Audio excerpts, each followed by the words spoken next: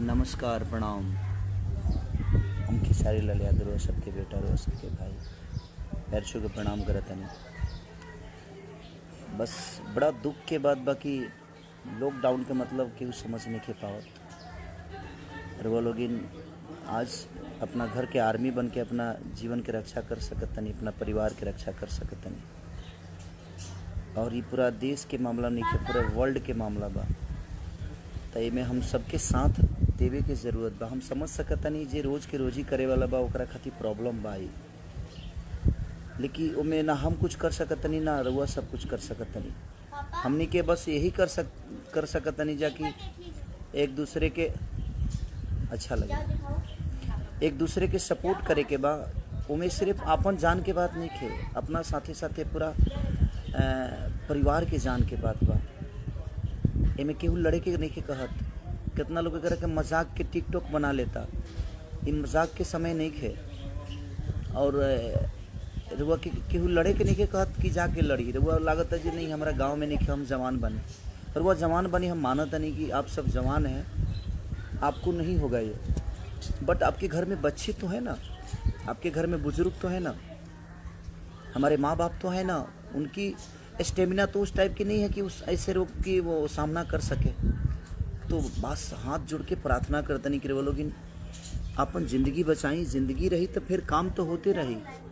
और हमनियों के कई सारा शूटिंग छोड़ के, कई सारा एल्बम छोड़ के आदमी एक दूसरे के सपोर्ट करता है। हिंदुस्तान के आज रक्षा करे के बाद, और आज हिंदुस्तान के बात बवे, और हिंदुस्तान नहीं पूरे देश की बात बा, और यहाँ अपनी जान के रक्षा के बात। और हम समझ सकते नहीं कि प्रॉब्लम तो बात सबके भी कि जे रोज के रोजी करत ओकरा खातिर कितना कष्टदायक की चीज़ बा। तो जे रोज के रोजी करत भाई, अगर वो बगल में के बा, अगर वह सक्षम बानी तो जरूर ओकर हेल्प करी। हमनी के तो चाह के भी हेल्प नहीं कर पावत कि कैसे आदमी हेल्प करी, कहाँ करी। भीड़ भाड़ कहीं इकट्ठा करे के नहीं खे, और हमनी के जाए भी जा तो भीड़ होकबे करी। कुछ सामान भी कहीं आदमी भेज सके तो ओकरा खातिर भी भीड़ होकबे करी। इससे ये अब यहाँ हर आदमी अपना घर में रह के अपन दायित्व पूरा कर सकता, अपन रक्षा कर सकता, अपना परिवार के रक्षा कर सकता, हिंदुस्तान के रक्षा कर सकता। लॉकडाउन के मतलब ये होला भैया। और ऐसा नहीं कि हम लोगों की का समझ जाएंगे, हम तो खुदे पढ़ल लिखल ना है। बस सबके बात इस समझ में आवे के चाहिए कि लॉकडाउन का मतलब जो घर से नहीं निकले के एकदम लॉक हो जाए रहुआ सब। हमनियों के लॉक हो गई बनी जा। और सोची कि जरा रुआ आज घर बात रुआ लॉक हो जब जरा लगे घर नहीं क्यों का करी, वो समझ सकता नहीं हम। बट आज देश के प्रधानमंत्री आई में सरकार भी क्या कर सकेला रुआ लोग बताई। सरकार तो रुआ के बोलत ही बा कि हाँ, और सरकार के भूमिका जितना हो सके। और सबसे ज़्यादा हम बिहार के लोगन के बताए कि रुआ लोग प्लीज़ ऐसे जे बाहर गांव में बा ओकरा खातिर तो कोनो दिक्कत नहीं है। ऐसे जो जी व्यवस्था बा, टेक्नोलॉजी बताई, इटली में इतना ज़्यादा बा, अमेरिका में इतना ज़्यादा बा, तब वहाँ के लोग इतना सतर्क हो गए बगे। आउट ऑफ इंडिया के हर जगह हॉस्पिटल बड़ा बड़ा बा, डॉक्टर बड़ा बड़ा बड़े। लेकिन अपना बिहार में का बार वो बताई ना।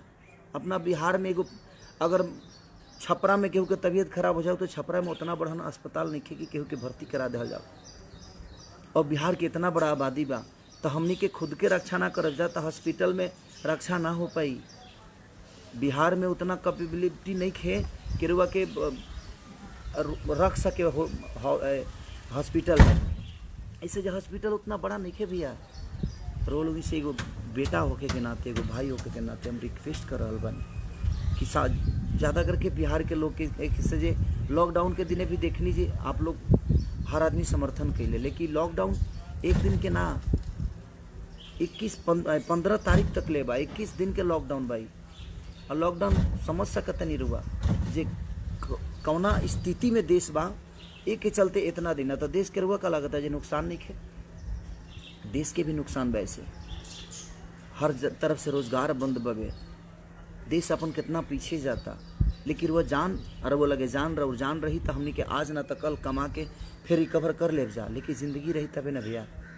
हम रिक्वेस्ट करत नहीं रुआ सबके बेटा, अगर वो लोग हमारा के जितना भी हमके मानी ले, जे हमारा के ना मानेला ओकरो से रिक्वेस्ट करत नहीं कि प्लीज़ रुआ लोग अपन जान के ख्याल रखी। रुआ लोग ईश्वर हैं, और वो लोग के जान की बहुत बड़ा कीमत बा। और वह साथे साथे वह परिवार के जान की कीमत बा, क्योंकि जान रही तो बहुत काम होई हमनी से। आ करब जा, ऐसा थोड़ी बा हमनी के न करी ले जा। तो वो लोग अपना साथ साथ अपना घर परिवार के भी रक्षा कल जरूरी बा। रुआ सबके अपना परिवार के रक्षा कल जरूरी बा। आज रुआ आर्मी बन के रुआ घर के रक्षा कर सकता नहीं, अगर वो अपना परिवार के रक्षा कर लेनी तो वो देश के बचा लेनी। बेटा गलत बात है। कृति दरवाजा खोल दे बेटा। तो यही बात बा, बस यही रिक्वेस्ट करे खातिर नहीं कि कितना लोग मने कोरोना पर कितना लोग ऐसा भावे से बताई टिकटॉक बना रहा बा, ओकरा के मजाक में ले रहा बा, कि वो सीरियस नहीं लेते करा के। प्लीज रुआ लोग सीरियसली भैया, रुआ लोग के जान के बहुत बड़ा कीमत बा और परिवार के योगदान बा रुआ सबके पीछे। और रुआ लोग बाहर जाए रुआ जवान बनी रुआ ना हुई रुआ होती रुआ अपना परिवार के केहू सदस्य के छू दे, ओकर कैपेबिलिटी उतना नहीं खे, उतना ओकर शक्ति इतना नहीं खे जो बर्दाश्त कर पाई और रोग से उमारल जाई। तेवरा रुआ अपना परिवार के रक्षा करे के बा। प्लीज हम हाथ जोड़ के प्रार्थना इरा और बेटा के सारी हाथ जोड़ के प्रार्थना कर रहल बानी कि रुआ लोग संभल जाई, थोड़ा सा ओकरा के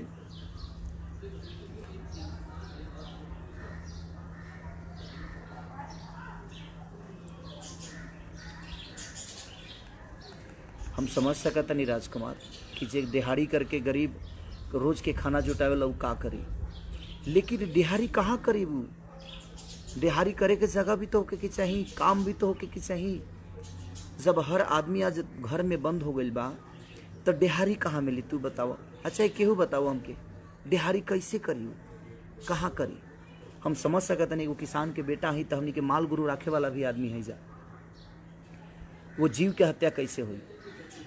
आज ना हमनी के अतीत बनावे खातिर हमनी के घर में परिवार और औरत लोग बा, चाहे हमनी के बना के खा ले जा, लेकिन गाय भैंस माल गुरु एकनी खातिर तो जुटावे जाए के पर। हाँ समझ सकता नहीं, लेकिन ओकरा के जुटा के कोशिश करी जे जितना से ज़्यादा घर में रह सके रहो, माल गुरु के खाना पीना दे के। और कोशिश ये करे के बाद जो हमनी के ओकरो जीव हत्या ना होखो और ओकरो के खाना।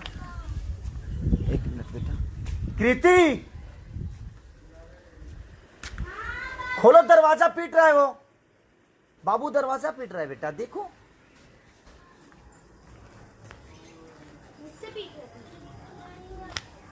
बस यही रिक्वेस्ट हम समझ सकत नहीं। हम एगो गांव देहात से बिलोंग करीले, हमरो घर ऐसा थोड़ी बाजा अमेरिका में बा, हमरो घर बिहार के ही थानाडी गांव से हैं हम, रसूलपुर से।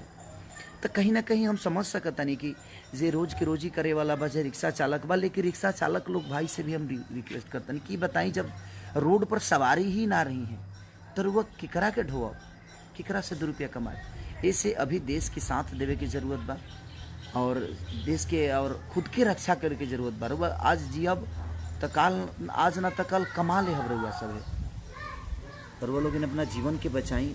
जीवन में बहुत सारा चीज़ होला, कई सारा। हम आज चैत के स्थिति में हम समझ सकता नहीं गेहूं के कटनी लगी, लोग कैसे का करी, बट का करब?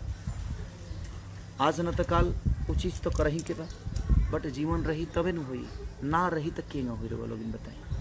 बस हम रिक्वेस्ट करब कि ज़्यादा से ज़्यादा घर में रहे की ज़रूरत बा और एक दूसरे के सपोर्ट और एक दूसरे के रक्षा करे की ज़रूरत बा। ये और वो लोग ने के मजाक में मत ली, हम यह कहब।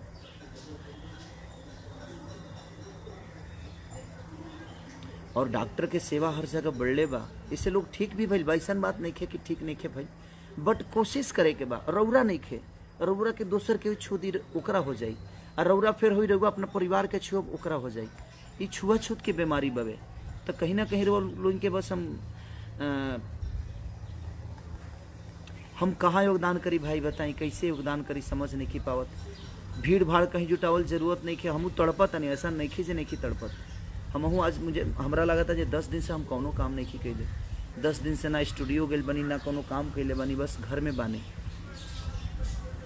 ताकि हमरा होते बाकी केहू के ना होके हम बाहर जाए काम करब। लेकिन कहाँ काम करब, स्टूडियो बंद बा।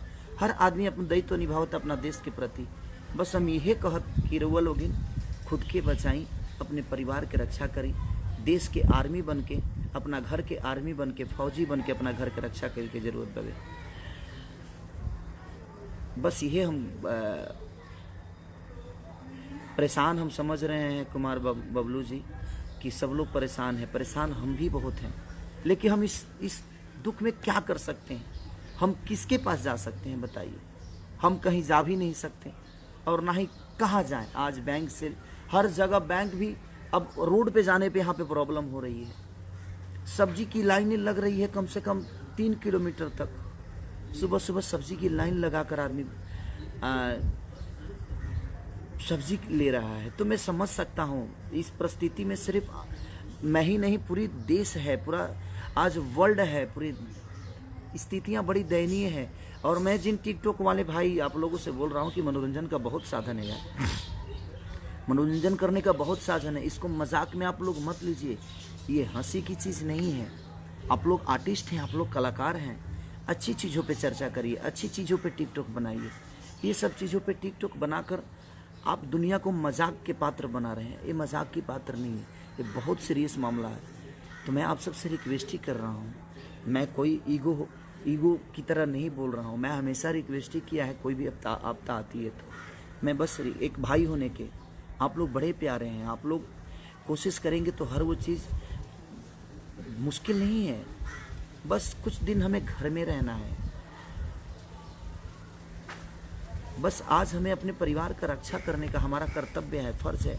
हम बाहर जाएंगे, उस बीमारी को लाएंगे, अपने घर में फैला देंगे। तो आप घर में रह के अपने जीवन और अपने अस्तित्व को बचाइए। आप बचे रहेंगे तो आज नहीं तो कल हम उतना कमा लेंगे। बस कोशिश करिए, बस। Love you all.